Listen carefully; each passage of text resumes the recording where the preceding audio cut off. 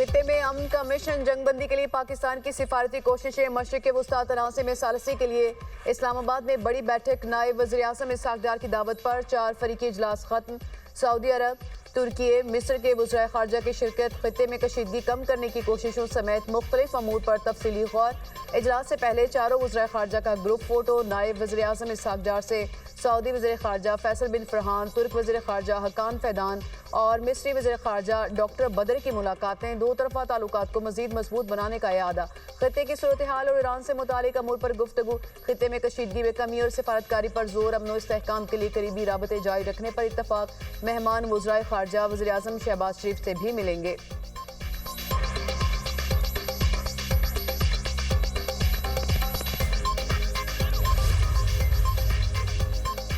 ابنائے ہرموز سے پاکستانی پرچم بردار مزید 20 جہازوں کو گزرنے کی اجازت مل گئی روزانہ 2 جہاز ابنائے ہرموز عبور کریں گے نائب وزیر اعظم وزیر خارجہ اسحاق ڈار کا ایکس پر پیغام امریکی صدر ڈونلڈ ٹرمپ نے بھی اسحاق ڈار کی پوسٹ شیئر کر دی اسحاق ڈار نے پوسٹ میں امریکہ کے نائب صدر جے ڈی وینس وزیر خارجہ مارکو روبیو اور اسٹیو وٹکاف کو ٹیگ کیا تھا اسحاق ڈار نے پوسٹ میں کہا ایران کا یہ اقدام خوش آئند اور تعمیری ہے اس کی تعریف ہونی چاہیے پیش رفت خطے میں امن اور استحکام کے فروغ کا پیش خیمہ ہے مثبت اعلان امن کی جانب اہم قدم ہے جو اجتماعی کوششوں کو مضبوط کرے گا مذاکرات سفارتکاری اور اعتماد سازی ہی آگے بڑھنے کا واحد راستہ ہے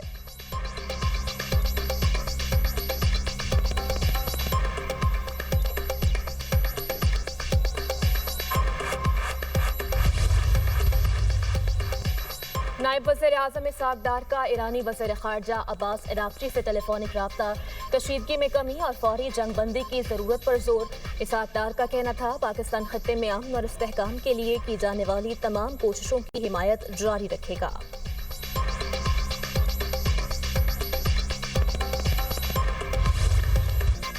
وزیر اعظم کی زیر صدارت اجلاس خطے کی صورتحال کے پیش نظر ایندھن کی بچت اور کفایت جاری کے اقدامات کے نفاذ کا جائزہ شہباز شریف نے کہا حکومتی فیصلوں کی بدولت پیٹرولیم مصنوعات کی ملکی ضروریات کے لیے مناسب مقدار میں موجود ہے حالیہ صورتحال میں عوامی ریلیف کو اولین ترجیح دی 3 ہفتوں میں جس قدر ممکن ہو سکا عوام کو ریلیف فراہم کیا تیل کی قیمتوں کو بڑھنے سے روکنے کے لیے وفاقی حکومت نے 125 ارب روپے کی رقم دی عوام سے گزارش ہے کہ بچت مہم میں حکومت کا ساتھ دیں صوبائی حکومتیں موٹر سائیکل اور رکشہ مالکان کو رجسٹریشن اپنے نام پر کرانے کے لیے سہولیات دیں اس اقدام سے موٹر سائیکلز اور رکشوں کے مالکان کو حکومتی ریلیف سے مستفید ہونے کا موقع ملے گا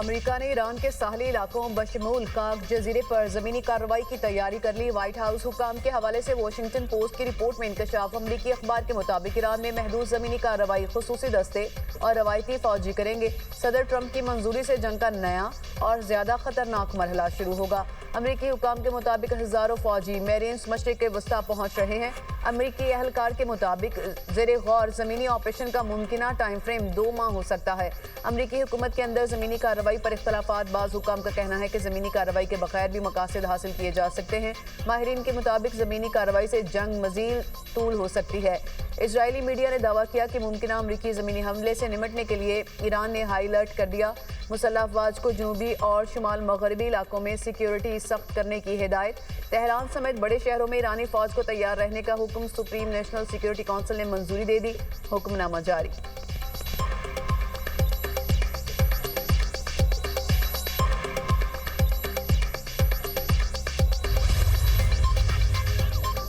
امریکہ نے مزید 2 بحری جہاز مشرق وسطی بھیج دیے جارج H.W. بش اور USS ٹریپولی شامل USS ٹریپولی پر 3500 میرینز اور سیلرز موجود امریکہ نے پہلے USS جیرالڈ فورڈ اور ابراہم لنکن جہاز خطے میں بھیجے تھے برطانیہ کا بارودی سرنگوں کی صفائی کے لیے اپنا بحری جہاز آبنائے ہارمز بھیجنے کا فیصلہ شاہی بحریہ کا جہاز RFA لامبے مشن کے لیے تیار خبر ایجنسی کے مطابق برطانوی جہاز خودکار ڈرونز اور جدید مائن ہنٹنگ سسٹم سے لیس ہے جو سمندر کی تہہ میں بارودی سرنگوں کی تلاش کے لیے انہیں تباہ کرنے کی صلاحیت رکھتا ہے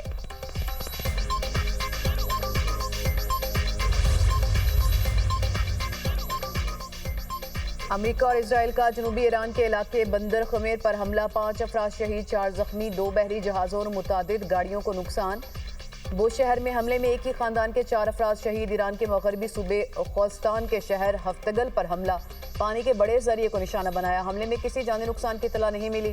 ایرانی حکام کے مطابق حملوں میں اب تک 93,000 شہری، عمارتیں تباہ، 295 طبی مراکز اور 600 سکولز بھی شامل۔ ایران میں شہداء کی تعداد 2,000 کے قریب پہنچ گئی۔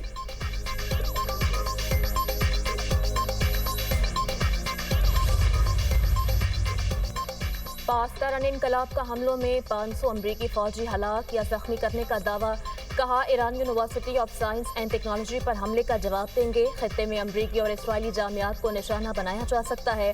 پاسداران کا جنوبی فارس میں امریکی F-16 طیارہ مار گرانے کا بھی دعویٰ، کہا خطے میں امریکی اور اسرائیلی صنعتوں پر شدید حملے کیے، آئندہ ایرانی صنعتوں پر حملہ ہوا تو نتیجہ سوچ سے برا ہوگا۔ حیفا میں اسٹریٹجک الیکٹرانک وارفیئر سینٹر کو نشانہ بنایا۔ بن گوریان ایئر بیس پر ایندھن کے ذخیروں پر بھی حملہ کیا گیا۔ کویت کے انٹرنیشنل ایئرپورٹ پر ایران کا ڈرون سے مبینہ حملہ۔ بحرین میں ایلومینیم کارخانے پر ایران کا حملہ، 2 افراد زخمی۔ بغداد میں 2 ڈرونز کو فضائی دفاعی نظام سے مار گرایا۔ سعودی اڈے پر امریکی E-3 ارلی وارننگ طیارہ تباہ۔ سعودی وزارت دفاع کا 10 ڈرونز تباہ کرنے کا دعویٰ۔ جنوبی لبنان میں حزب اللہ سے لڑائی میں 1 اسرائیلی فوجی ہلاک، 3 زخمی ہو گئے۔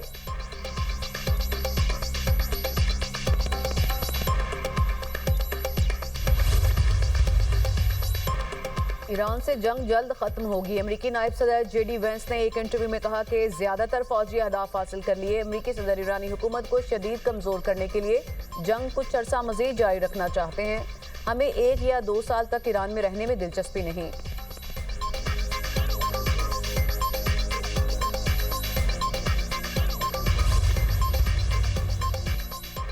ایران جنگ فوری ختم کی جائے، امریکی ڈیموکریٹک رہنماؤں کا مطالبہ۔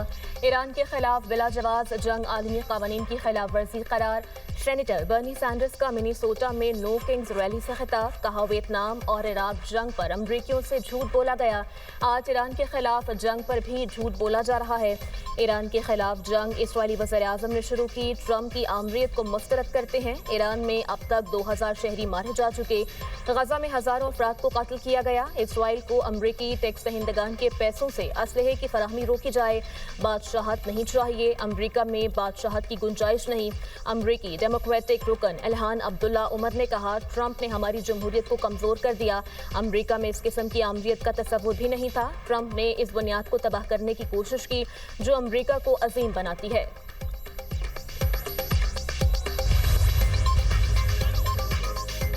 ایران پر جنگ مسلط کرنے کے خلاف دنیا بھر میں نو کنگ مظاہرے، ٹرمپ انتظامیہ کے خلاف نعرے بازی، جنگ روکنے کے مطالبات۔ امریکہ بھر میں ہفتے کے روز مظاہروں میں 70 لاکھ سے زائد افراد نے شرکت کی۔ میڈیا رپورٹس کے مطابق امریکہ کے 3,000 شہروں میں یہ مظاہرے کیے گئے۔ واشنگٹن DC میں مظاہرین کا فوجی اڈے کی جانب مارچ۔ امریکی ریاست ٹینیسی میں نو کنگ ڈے پر انوکھا احتجاج، شہریوں کا ایپسٹین کیس سے جڑے افراد کے ناموں والے پوسٹرز اٹھا کر مارچ۔ یونان، اٹلی، فرانس میں لاکھوں افراد سڑکوں پر نکل آئے۔ اسپین، جرمنی، نیدرلینڈز، آسٹریلیا اور جاپان میں بھی احتجاج۔ مظاہرین کی ٹرمپ انتظامیہ کے خلاف شدید نعرے بازی، جنگ روکنے کا مطالبہ۔ اسرائیل میں بھی جنگ مخالف مظاہرے، اسرائیلی شہریوں کا جنگ فوری بند کرنے کا مطالبہ۔ اسرائیلی پولیس کا مظاہرین پر تشدد، جنگ مخالف بینرز اور پوسٹر پھاڑ دیے، متعدد مظاہرین گرفتار۔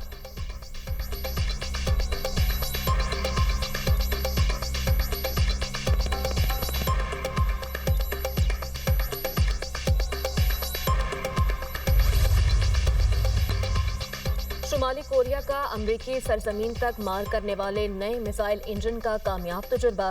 شمالی کوریا کے سربراہ کم جونگ ان نے نئے طاقتور راکٹ انجن کے تجربے کا مشاہدہ کیا۔